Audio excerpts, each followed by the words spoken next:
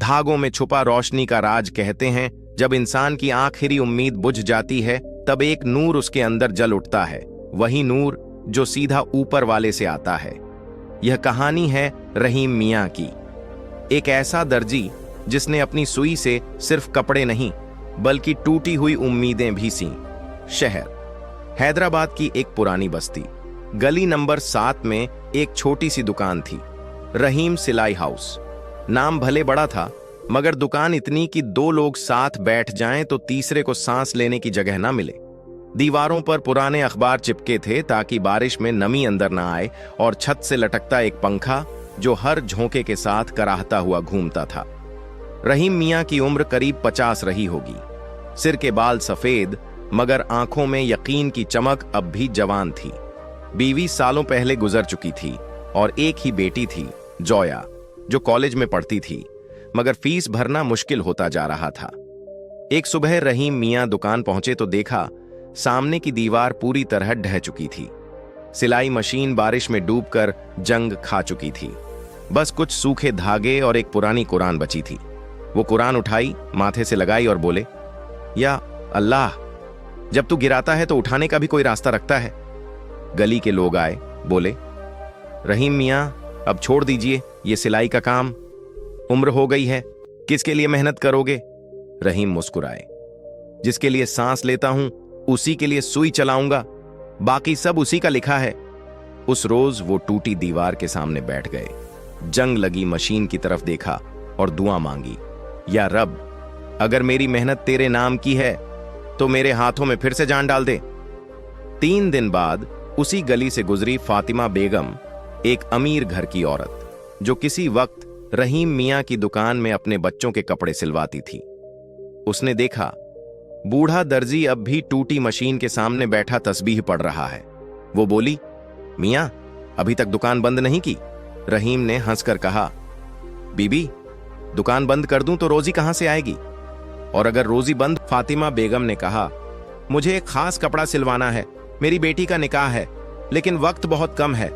रहीम बोले, बीबी, वक्त अल्लाह के पास है, जोड़ा मैं बना दूंगा, दुआ कीजिए बस।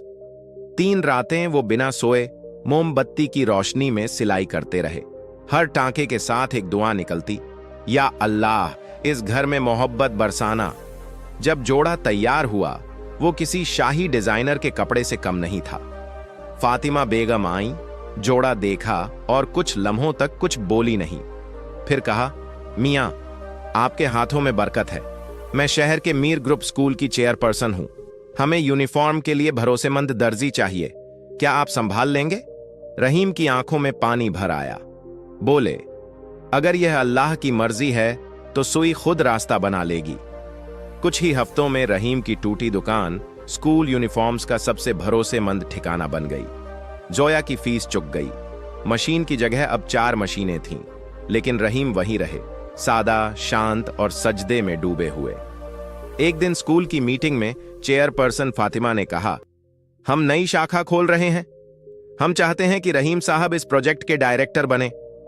सब ताली बजाने लगे। रहीम मुस्कुराए, बोले, बीबी, मैं धागों का आदमी हूं, ओहदे से नहीं, नियत से चलता हूं। मैं वहीं अच्छा हूं जहां सुई और सब्र साथ रहते हैं। लोग हैरान रह गए।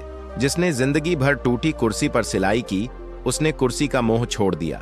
धीरे धीरे रहीम की दुकान दुआ का कोना बन गई, जहां कोई भूखा आता तो कपड़ा नहीं, रोटी पाता, कोई मायूस आता तो जोड़ा नहीं, हौसला पाता। एक दिन एक ताजिर आया, बड़ी गाड़ी, महंगे कपड़े, हाथ में चेकबुक। बोला, रहीम मियां, यह 1 लाख का चेक लीजिए, आपकी दुकान को बड़ा बनाइए। रहीम ने मुस्कुराकर कहा, साहब, जो दुकान अल्लाह चला रहा है उसे इंसानों की तिजोरी की जरूरत नहीं। ताजिर की आंखों में पानी आ गया। वो जमीन पर बैठ गया और कहा, आज पहली बार सुकून देखा है, आपके धागे में अल्लाह का नूर है। साल गुजरते गए। रहीम मियां अब बूढ़े हो चुके थे। एक शाम जब सूरज की आखिरी किरण उनकी दुकान की दीवारों को छू रही थी, वो तस्बीह हाथ में लेकर मुस्कुराए और बोले, जोया, याद रखना, जब दुनिया तुझे छोड़ दे तब खुदा तेरे साथ खड़ा होता है, बस यकीन मत छोड़ना। उस रात रहीम मियां की सुई आखिरी बार चली। और जब रुकी तो सिर्फ कपड़ा नहीं, एक पूरी दुनिया को सिला गई, यकीन के धागे से। धागों में छुपा रोशनी का राज। एक कहानी उस दर्जी की जिसने सुई से नहीं, दुआ से